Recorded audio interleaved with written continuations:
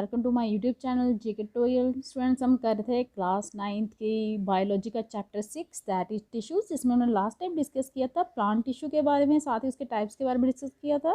आज हम डिस्कस करने वाले हैं एनिमल टिश्यूज़ के बारे में, लेकिन उससे पहले जो मेरे चैनल पर न्यू है, मेरी वीडियो को फर्स्ट टाइम देख रहे हैं, वो प्लीज़ इसे सब्सक्राइब करना ना भूलें।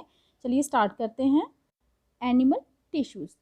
तो स्टूडेंट्स, हमें पता है जब हम ब्रीथ करते हैं, सांस लेते हैं छोड़ते हैं, तो हमारी चेस्ट की मूवमेंट होती है। आप करके देख सकते हैं, जब आप सांस लेते हैं तो आपकी चेस्ट जो होती है स्वेल होकर बाहर निकलती है।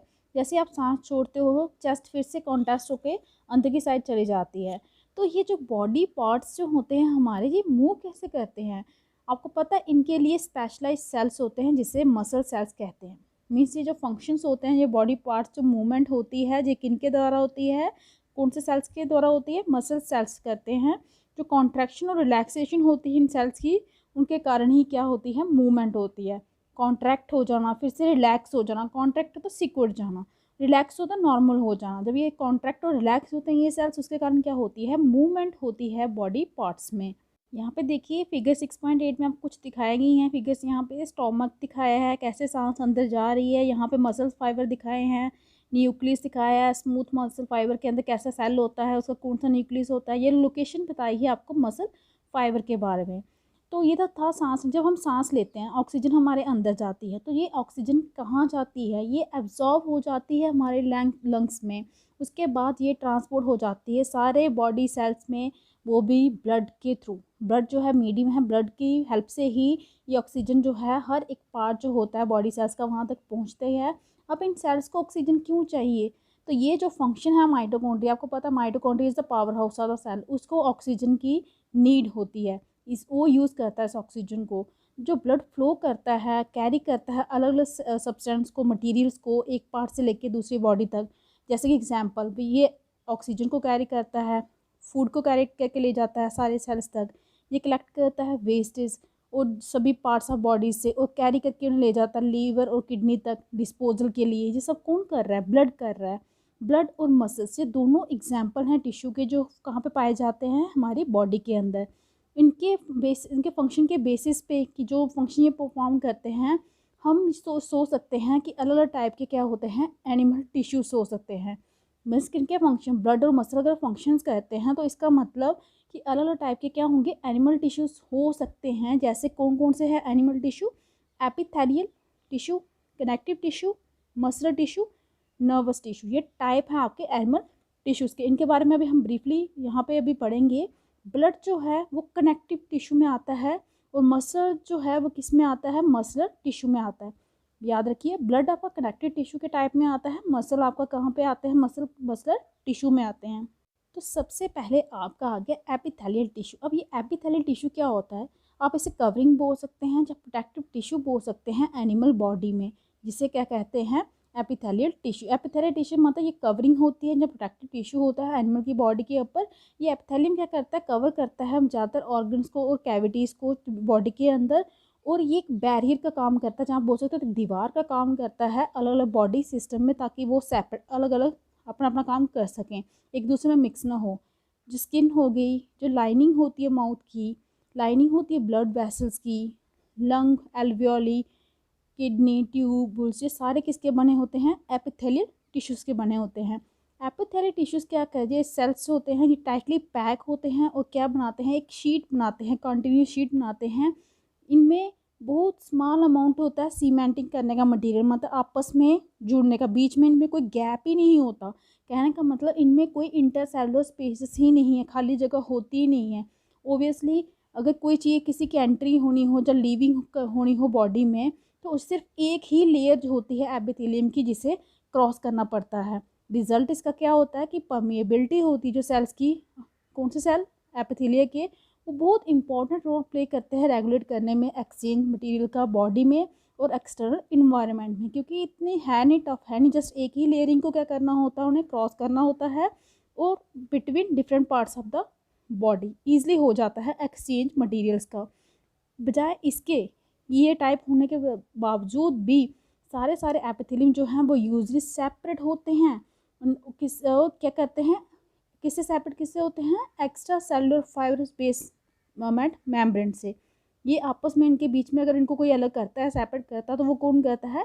Extra cellular fibrous basement membrane होता है जो इनको अलग अलग करता है। अलग अलग एपिथेलिया जो होते हैं वो शो करते हैं अलग अलग स्ट्रक्चर जो कोरिलेट करते हैं, जोड़ते हैं उनके अलग अलग यूनिक फंक्शन से। जैसे एग्जांपल है, सेल्स में लाइनिंग ब्लड वेसल्स होते हैं, जो लंग एल्वियोली होते हैं जहाँ पे ट्रांसपोर्टेशन होती है सब्सटेंस की, कहाँ पे? सिलेक्टिवली परमिएबल सरफेस के ऊपर।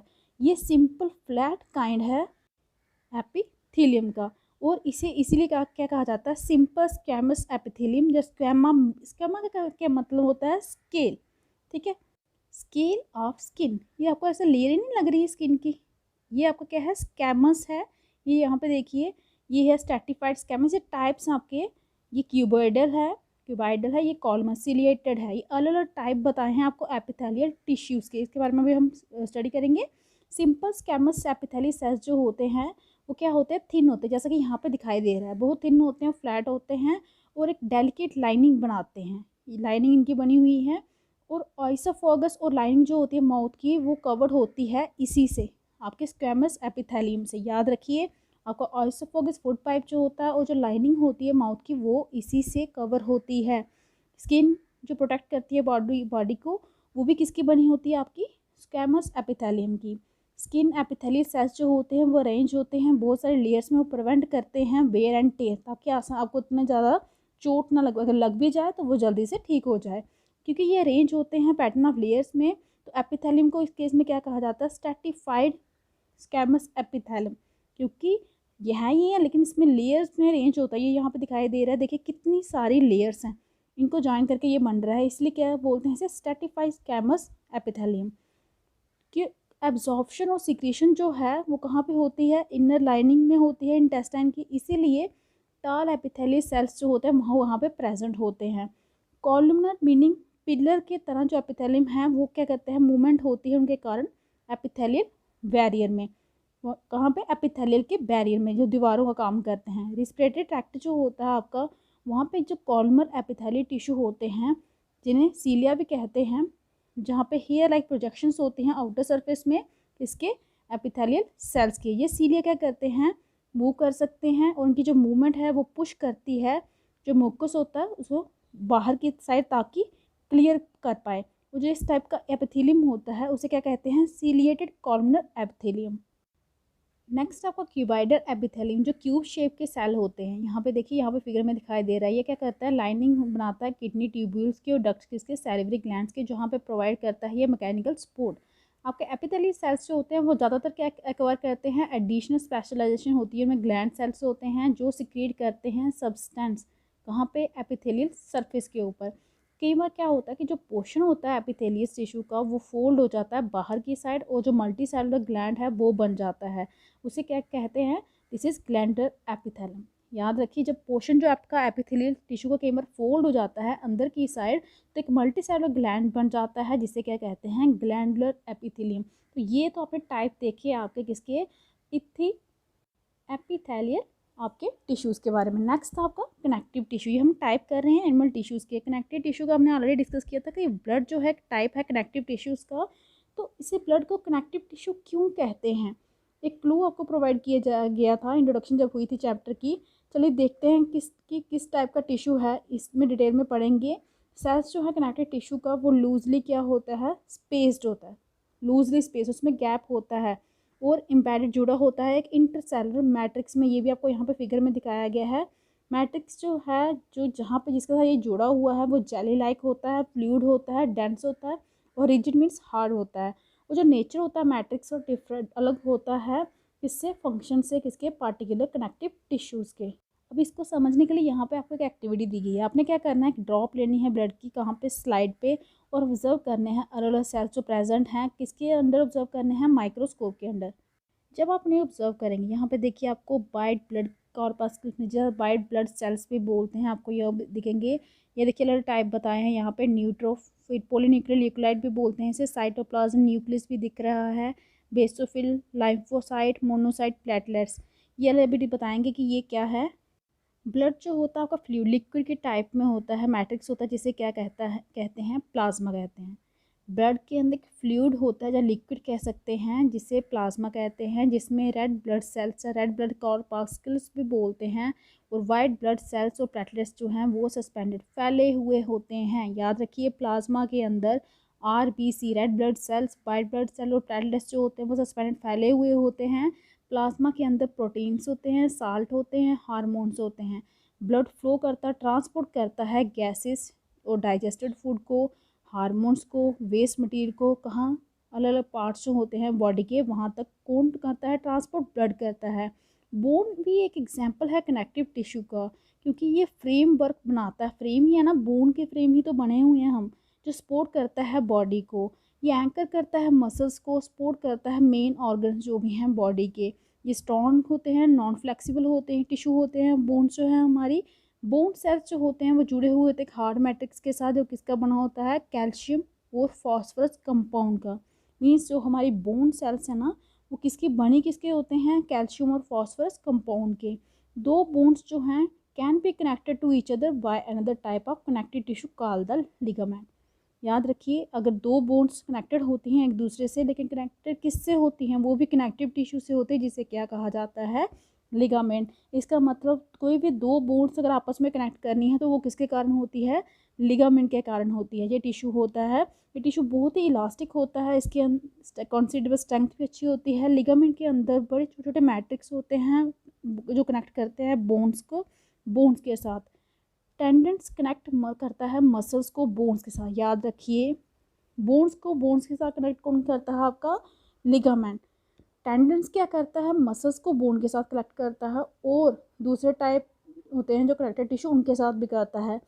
टेंडेंस होता क्या है, ये एक फाइब्रस टिश्यू होता है। याद रखिए लिगामेंट इलास्टिक टिश्यू आपका, टेंडेंस आपका फाइब्रस टिश्यू है जिसकी स्ट्रेंथ भी अच्छी होती है लेकिन फ्लेक्सिबिलिटी अच्छी नहीं होती। याद रखिए लिगामेंट्स जो है वो उसकी फ्लेक्सिबिलिटी है, वो फ्लेक्सिबल होता है, लेकिन टेंडन इतना फ्लेक्सिबल नहीं होता। तो कनेक्टिव टिश्यू में एक तो ब्लड आ गया आपका, दूसरा आपके आगे बोन, टेंडन्स वगैरह आ गए, लिगामेंट्स आ गए। अनदर टाइप कौन सा कनेक्टिव टिश्यू का, वो है कार्टिलेज। ये क्या होते हैं, वाइडली स्पेस्ड सेल्स होते हैं। सॉलिड मैट्रिक्स होता है जो किसका बना होता है, प्रोटीन्स और शुगर का। याद रखिए कार्टिलेज क्या होता है, एक सॉलिड मैट्रिक्स होता है, प्रोटीन्स और शुगर का बना होता है। कार्टिलेज जो होता है स्मूथन बोन सरफेस होता है जॉइंट के ऊपर, और ये कहाँ पे प्रेजेंट होता है, नोज़ में, ईयर में, ट्रैकिया में, लार्ynx में।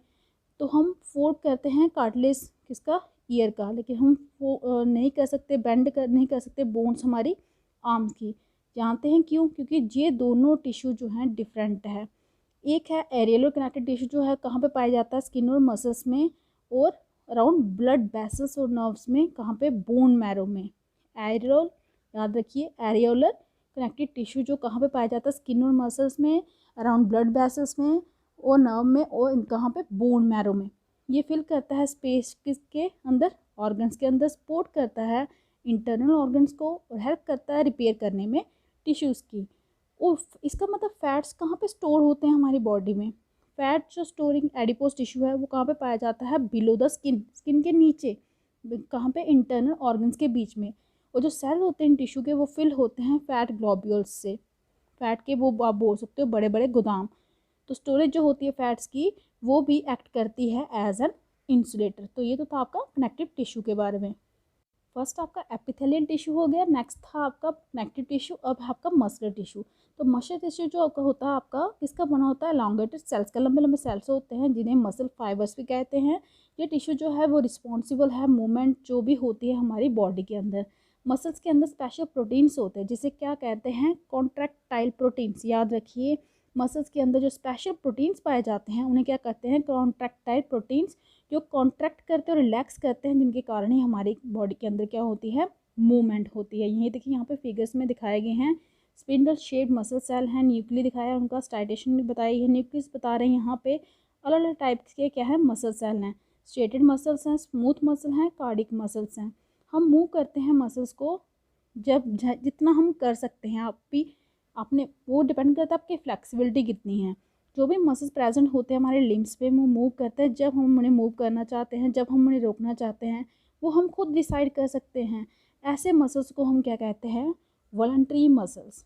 मतलब वो मसल जो प्रेजेंट कहाँ पे होते हैं, हमारे लिम्स में होते हैं, जिन्हें हम मूव कर पाते हैं, स्टॉप कर सकते हैं, अपना डिसाइड खुद पे, मतलब आप खुद डिसाइड कर सकते हैं उनको कब मूव करना है, कब स्टॉप करना है। ऐसे मसल्स को हम कहते हैं वॉलंटरी मसल्स, जो कि यहाँ पे आपके 6.11 के फिगर ए में भी दिखाए गए हैं। ये आपके वॉलंटरी मसल्स हैं। ये इन मसल को हम स्केलेटल मसल्स भी कहते हैं, क्योंकि ये मोस्टली अटैच किसके साथ होते हैं, बोन्स के साथ, और हेल्प करते हैं हमारी बॉडी की मूवमेंट में। अंडर द माइक्रोस्कोप में अगर हम देखेंगे तो ये मसल शो करते हैं, अल्टरनेट लाइट भी शो करते हैं और डार्क बैंड शो करते हैं, जैसे जिन्हें डार्क बैंड को हम स्टाइलेशन भी बोलते हैं, जब स्टेन्ड होती हैं अप्रोप्रिएट से तरीके से। इसका रिजल्ट क्या होता है, इसीलिए इनको क्या कहा जाता है, स्ट्राइटेड मसल्स। याद रखिए, स्ट्राइटेड मसल्स भी कहा जाता है किन्हें, वॉलंटरी मसल्स को। वो जो सेल्स होते हैं टिश्यूज़ की, वो बहुत लॉन्ग होते हैं, सिलेंड्रिकल शेप में होते हैं, ब्रांच नहीं होते, अनब्रांच होते हैं, और मल्टी न्यूक्लिएट मीन्स इसमें एक से ज़्यादा न्यूक्लियस पाए जाते हैं। जो मूवमेंट होती है फूड की एलिमेंट्री कैनाल में, जहाँ कॉन्ट्रैक्शन रिलैक्सेशन होती है ब्लड वेसल्स की, उन्हें हम इनवॉलंटरी मूवमेंट्स बोलते हैं। मूवमेंट जो होती है फूड की आपके डाइजेस्टिव सिस्टम में, जब कॉन्ट्रैक्शन या रिलैक्सेशन होती है आपकी ब्लड वेसल्स की, उन्हें कौन सी मूवमेंट में आती हैं, आपकी इनवॉलंटरी मूवमेंट में आती है। हम रियली स्टार्ट नहीं कर सकते उन्हें, ना ही स्टॉप कर सकते हैं अपनी मर्जी से। अपनी मर्जी से तो डाइजेशन नहीं होती, हम अपनी मर्जी से ना स्टार्ट कर सकते हैं ना रोक सकते हैं। जो स्मूथ मसल, ये आपको फिगर बी में दिखाए जा रहे हैं, ये इनवॉलंटरी मसल्स होते हैं, स्मूथ मसल्स भी कहते हैं। ये कंट्रोल करते हैं इन मूवमेंट्स को। ये कहाँ पे पाए जाते हैं, आपकी जो एरिस होती है ना, आइरिस होता है, आई का यूरेटर्स में पाए जाते हैं। जो आपका ब्रोंकी होती है जो लंग्स की, वहाँ पे पाए जाते हैं। सेल्स जो होते हैं इनके लॉन्ग होते हैं, पॉइंटेड एंड्स होते हैं, मीन्स स्पिंडल शेप्ड होते हैं। यहाँ पे दिखाया था, ये आपको स्पिंडल शेप्ड इनके सेल्स हैं। देखिए स्पिंडल शेप यहाँ पे सेल्स दिखाए गए हैं, लेकिन सिंगल न्यूक्लियस होता है इन सेल्स का। इन्हें अनस्टाइटेड मसल्स भी कहा जाता है। और इनको ऐसा क्यों कहा जाता है, क्योंकि इनके अंदर आपको कोई डार्क बैंड शो नहीं होंगे। जो मसल्स होते हैं हार्ट के, शो करते हैं रिदमिक कॉन्ट्रैक्शन रिलैक्सेशन पूरी लाइफ तक। ये इनवॉलंटरी मसल्स होते हैं, इन्हें हम कार्डिक मसल्स भी कहते हैं, जो आपको यहाँ पे 6.11 के सी फिगर में दिखाए गए हैं। हार्ट मसल्स जो होते हैं, ये सेल्स होते हैं, ये सिलेंड्रिकल होते हैं, ब्रांच होते हैं, यूनिन्यूक्लियड होते हैं। इनमें भी एक ही न्यूक्लियस पाया जाता है। मस्कुलर टिश्यू के बाद लास्ट है आपका नर्वस टिश्यू। सारे के साथ जो सेल हैं हमारे, वो पोजेस करते हैं, उनके अंदर एबिलिटी होती है, वे रिस्पॉन्ड करते हैं हमारे स्टेमुलर को। तो कैसे जो सेल्स होते हैं नर्वस सिस्टम को, वो हाईली क्या होते हैं, स्पेशलाइज्ड होते हैं और बीइंग स्टिमुलेटेड होते हैं। इसीलिए वो क्या करते हैं, ट्रांसमिटिंग करते हैं स्टिमुलस को, एकदम से रिएक्शन आ जाता है एक प्लेस से दूसरे प्लेस तक। कुछ भी होता है ये आपको आपके मतलब एकदम से नर्वस सिस्टम में आपके सिग्नल आ जाता है कि कुछ हुआ है। ब्रेन, स्पाइनल कार्ड, नर्व जो है, ये सब कहाँ पे ये कंपोज किसके बने होते हैं, नर्वस टिश्यू को कंपोज करते हैं। जो सेल होते हैं आपके इस टिश्यू के, इन्हें नर्व सेल्स कहा जाता है, या न्यूरॉन्स भी कहते हो। न्यूरॉन जो किसका होता है, न्यूरॉन आपके सेल बॉडी का, उसमें क्या होता है, न्यूक्लियस होता है और साइटोप्लाज्म होता है, जिसमें long thin hair like parts होते हैं, वो दिखाई देते हैं। यहाँ देखिए आपको यहाँ पे दिखाई दे रही है, जिसे डेंड्राइट भी कहते हैं। यूजुअली हर एक जो न्यूरॉन होता है ना, वो सिंगल लॉन्ग पार्ट होता है, जिसे क्या कहते हैं, एक्सॉन। हर एक देखिए सिंगल लार्जर पार्ट है, इसे हम क्या कहते हैं, एक्सॉन। और छोटे छोटे ब्रांच्ड पार्ट्स भी होते हैं, जिन्हें क्या कहा जाता है, डेंड्राइट्स। ये आपके डेंड्राइट शो हो रहे हैं। एक इंडिविजुअल में नर्व सेल जो है वो 1 मीटर लॉन्ग हो सकता है। मैनी नर्व सेल जो होते हैं वो आपस में जुड़े हुए होते हैं कनेक्टेड टिश्यू से। वो क्या बनाते हैं, नर्व बनाते हैं। याद रखिए, बहुत सारे जो फाइबर्स होते हैं, नर्व फाइबर्स होते हैं, एक दूसरे से जुड़ के क्या बनाते हैं, कनेक्टेड टिश्यू बनाते हैं। और कनेक्टेड टिश्यू से कनेक्ट होके बनाते हैं एक नर्व को। और सिग्नल जो पास होता है किसके साथ, नर्व फाइबर के साथ, उसे हम नर्व इम्पल्स कहते हैं। जो हमें सिग्नल मिलता है ना कि क्या हो रहा है, किसने कुछ किया है, तो ये सिग्नल जो हमारे पास आता है इसे नर्व इम्पल्स कहते हैं। नर्व इम्पल्स एलो करती है हमें मूव करने में, हमारे मसल्स जब हम उन्हें मूव करना चाहते हैं। फंक्शन कॉम्बिनेशन जो होती है नर्व और मसल टिश्यू की, ये फंडामेंटल है सब एनिमल्स में, मोस्टली सभी एनिमल में सेम ही है। ये कॉम्बिनेशन अनेबल करती है एनिमल को कि तेज़ी से मूव करना और रिस्पॉन्स करना किसी भी स्टिमुलस का, किसी भी रिएक्शन का। तो ये था आपका चैप्टर टिश्यू। इसके साथ ही ये आपका एनिमल टिश्यू के टाइप के साथ ही ये चैप्टर भी कंप्लीट होता है। आई होप कि आपको अच्छे से समझ आ गया होगा। अगर आपको मेरी वीडियो अच्छी लगी हो तो प्लीज़ इसे लाइक कीजिए, शेयर कीजिए, चैनल को सब्सक्राइब कीजिए, ताकि आपको मेरे लेटेस्ट वीडियो जो हैं वो टाइम टू टाइम मिलते रहे। Thank you.